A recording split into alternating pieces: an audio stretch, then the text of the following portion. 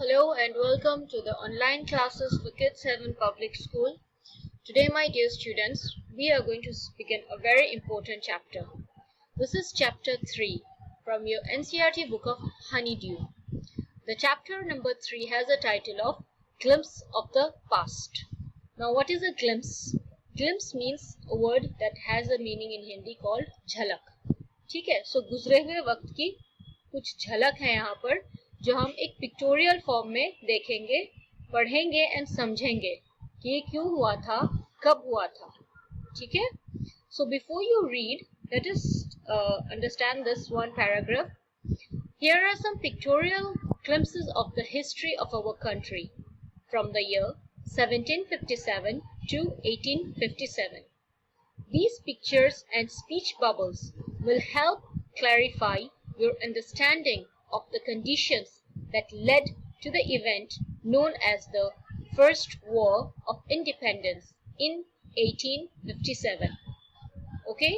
So, with the help of pictorial glimpses, images में आपको ये दिखाया जाएगा कि हमारे देश में सन 1757 से 1857 के बीच क्या क्या हुआ था. जो स्पीच बबल्स हैं उनसे हमें ये समझ में आएगा कि क्या स्थिति थी उस टाइम और ऐसा क्या हुआ था कि फर्स्ट वॉर आजादी का जो हुआ था 1857 में कैसे हुआ था, क्यों हुआ था, उसकी वजह क्या थी, ये सब हम जानेंगे आज के इस बहुत ही इंटरेस्टिंग चैप्टर में glimpses of the past. So get ready, let us begin. So the first picture here is number 1 with the title The Martyrs. The Martyrs. Now who is a martyr? Martyr वो होते हैं जो हमारे देश के लिए लड़ाई में, आजादी के लिए जब लड़े थे, शहीद हुए थे. ठीक है. सो शहीद का जो शहीद हुए थे उनका मतलब है द मार्टियर्स. सो दिल्ली के एक फंक्शन का ये एक इमेज है, क्रॉप्ड है, देखें, at a function in Delhi. And there is a singer, one of the most famous singers in India. She is presently in her old age. She has also been given the title as the Nightingale, none other than Lata Mangeshkar ji. Now she sang one of the most famous patriotic song, "ऐ मेरे वतन के लोगों," and there's a bubble from that says, "Oh my countrymen, ऐ मेरे वतन के लोगों, let your eyes fill with tears, जरा आंख में भर लो पानी, as you recall the sacrifices of India's martyrs." जो शहीद हुए हैं उनकी जरा याद करो कुर्बानी. ठीक है. Sacrifice here means कुर्बानी. So this is one of the first images here. Let's move on. What does the second image try to pass on? The company's conquests. So let's see. In the year 1757 to 1849, the company's conquests. Now the meaning of conquest is, so conquest here means the control, the complete taking over. ठीक है. So company's conquests. अब ये देखते हैं कि धीरे धीरे जो ब्रिटिश ईस्ट इंडिया था, ठीक है, जहां पर ब्रिटिश रूल कर रहे थे, वो इतना ज्यादा कैसे फैले, उसकी वजह क्या थी. देखें, with its superior weapons, the British East India Company was extending its power in 18th century in India. ठीक है. अब देखें, धीरे धीरे जो ईस्ट इंडियन कंपनी थी, आप मैप में देखें, जो येलो कलर का है वो है इंडियन प्रिंसेस का, मतलब वो सारा एरिया जो इंडिया के राजकुमार ने, जितने भी थे राजकुमार, उन्होंने अपने कंट्रोल में ले रखा था, उनके किंगडम्स थे. एंड जो पिंक साइड है वो है ब्रिटिश टेरिटरी का. ओके. ये है 1765 की बात. अब देखिए, जो ब्रिटिश ईस्ट इंडिया की कंपनी थी, ये धीरे धीरे अपनी पावर जो है फैला रही थी ऑल ओवर India. And जो Indian princes थे, they were short-sighted. That upstart Raja Bah called the English merchants. They will help me to defeat him. The people had no peace due to such constant fights. अब एक राजकुमार दूसरे राजकुमार से अक्सर खफा रहते थे और इनकी जो लड़ाई होती थी वो ज्यादातर इस व्यापार की ही वजह से होती थी. ठीक है. अब एक राजा क्या डिसाइड करता है, कॉल द इंग्लिश मर्चेंट्स, जो अंग्रेज हैं उन व्यापारी को बुलाओ, वो मेरी मदद करेंगे दूसरे राजा को हराने में. मतलब कि वो उससे मतलब जैसे उनके साथ बिजनेस करेंगे तो दूसरे को नुकसान होगा, आपस में ही अपने ही लोगों को नुकसान करते थे, ठीक है। और हेल्प किसकी लेते थे? जो अंग्रेज थे, जो ब्रिटिश के थे। Okay, so let's continue then. The rivalries helped the East India Company and it could easily subdue Indian princes one by one. अब देखिए जो राइवलरी होता है दैट मीन्स विरोध, वो एक दूसरे के इतने खिलाफ हो चुके थे, विरोध करने लगे थे कि ईस्ट इंडिया कंपनी जो थी वो बहुत आसानी से, उसकी वजह से जो इंडियन प्रिंसेस थे वो एक दूसरे के दुश्मन बन चुके थे। A far-seeing ruler like the brave Tipu of Mysore fought the British till he died fighting. Tipu Sultan के बारे में तो आप सभी ने डेफिनेटली पढ़ रखा होगा। टीपू सुल्तान जो मैसूर के रहने वाले थे, उन्होंने इस ब्रिटिश के साथ, जो ब्रिटिश की पूरी टीम थी, एक तरह से जो आर्मी थी, उनके साथ इतना लड़े थे यहाँ तक कि उनकी डेथ हो गई थी, ठीक है, मतलब कि वो शहीद हुए थे। Thank God there is peace in the country now. No more wars and no looting by thugs.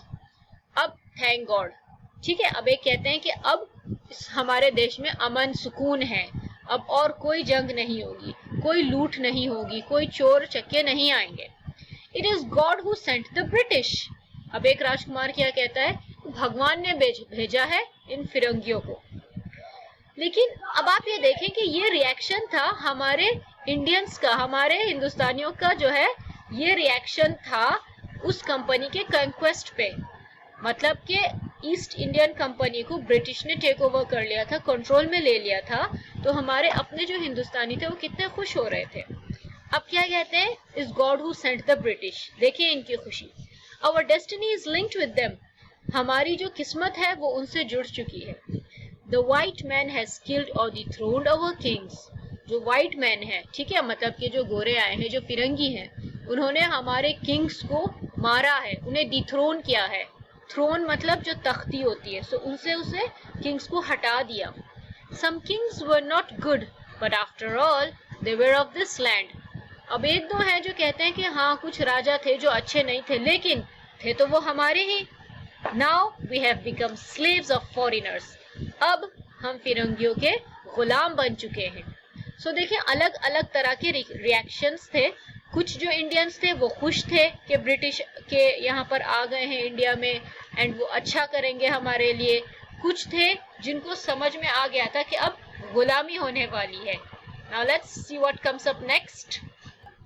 Okay, now we will see the next pictorial image, the best pictorial message. This is number 3, the British rule, which was from 1765 to 1836. Now, religious leaders preached ideas like untouchability and child marriage. अब जो religious leaders होते हैं, जैसे कि हमारे इमाम होते हैं, हमारे पंडित होते हैं, हमारे मौलवी होते हैं, साधु होते हैं, ये सब अपने अपने धर्म के बारे में सिखाते हैं, बताते हैं। सो उस वक्त जो ये लीडर्स थे ये कौन से आइडियाज देते थे? अनटचेबिलिटी एंड चाइल्ड मैरिज, ठीक है। अब देखो ये क्या कह रहे हैं, anyone who crosses the seas loses his religion. अब एक नदी थी, ये रूल था कि अगर किसी ने उस नदी को क्रॉस कर लिया, ठीक है, उसमें से गुजर के दूसरी साइड पे चले जाते हैं, तो उनका जो मजहब है, उनका जो धर्म है वो खत्म हो जाता है। देखिए ये कैसी सुपरस्टिशियस बिलीफ थी। दूसरा क्या कहता है? All the misery in the world is due to women. दुनिया में जितनी भी बर्बादी है, जितना भी दुख है, वो औरतों की वजह से होता है, ठीक है। सो इस तरह के जो आइडियाज थे ये हमारे लीडर्स प्रीच करते थे, बताते थे, सिखाते थे। The truth was that Indians had lost self-respect. The British scorned them. Actually इस सब के पीछे सच ये था कि जो हमारे इंडियंस थे, हमारे जो हिंदुस्तानी थे, वो अपना आत्मसम्मान खो चुके थे, ठीक है, वो अपना आत्मसम्मान बिल्कुल खो चुके थे। And British scorned them. मतलब कि जो ब्रिटिश थे वो मतलब रिजेक्ट करते थे हमको, एक तरह से वो मजाक उड़ाते थे और बहुत ही गलत तरीके से एक तरह से इंसल्ट भी करते थे। The natives are unworthy of trust, incapable of honesty. अब देखें, इसे देखें, ये जो ये बैठे हैं ये क्या कह रहे हैं? The natives are unworthy of trust, मतलब कि जो नेटिव्स हैं, यहाँ के रहने वाले जो हैं, मतलब कि हिंदुस्तानी, वो भरोसे के लायक नहीं है। इनकेपेबल ऑफ ऑनेस्टी, उनमें ईमानदारी नहीं है। True your honour but I am honest, अब ये देखें, ये हिंदुस्तानी हाथ जोड़कर कह रहा है कि सच, लेकिन मैं ईमानदार हूँ। ठीक है, मतलब कि वो इस बात को मान रहे थे, खिलाफ नहीं हुए थे, विरोध नहीं किया था कि नहीं हिंदुस्तानी ऐसे नहीं, उन्होंने माना लेकिन कहा कि आई एम ऑनेस्ट, मैं ईमानदार हूँ। Being merchants, the British wanted quick profits. Their heavy taxes forced farmers to abandon their fields. अब जो ब्रिटिश के थे वो तो व्यापार थे, तो उन्हें तो मुनाफा चाहिए था, isn't it? प्रॉफिट जिसे हम कहते हैं, मुनाफा। और उनके जो टैक्सेस लगते थे उनकी वजह से जो किसान थे वो अपने खेत भी छोड़ चुके थे क्योंकि वो टैक्सेस नहीं अदा कर पाते थे। But your men are taking all my crop. अब एक गरीब किसान क्या कहता है ब्रिटिश फॉरेनर से, फिरंगी से, कि तुम्हारे आदमी मेरे सारे पौधे ले जाते हैं, मतलब खाने का जितना भी होता है खेतों में वो सब ले जाते हैं। अब उनसे क्या जवाब मिलता है? You are still in arrears. If you don't pay next week, I will send you to jail. ये उल्टा उसे धमकाते हैं कि तुम पे तो अभी भी उधार है और अगर अगले हफ्ते तक तुमने नहीं चुकाया तो मैं तुम्हें जेल में भेज दूंगा। Still, the British invented other methods which gave them more profits. और इसी तरह से हमारे हिंदुस्तानी दबाव में रहे और जो ब्रिटिश थे वो रोज रोज नए नए मेथड्स इजाद करते थे, ठीक है, बनाते थे जिससे कि उन्हें मुनाफा हो। Inevitably, famines followed. Between 1822 and 1836, 15 lakh Indians died of starvation. Famines ये एक ऐसी सिचुएशन होती है, स्थिति होती है जब खाने को खाना नहीं मिलता, पानी नहीं मिलता, भूखमरी जिसे कहते हैं, भूखे मरते हैं लोग। सन 1822 में एंड 1836 इस बीच में 15 लाख इंडियंस भूख के मारे मरे थे, ठीक है, जिसे हम कहते हैं starvation. You know what is starvation? भूखमरी, ठीक है। सो 15 लाख, आप देखें 1822 से 1836 के बीच 15 लाख इंडियंस की डेथ हुई थी। देखें कितना बुरा हाल हुआ था जब ब्रिटिश रूल था।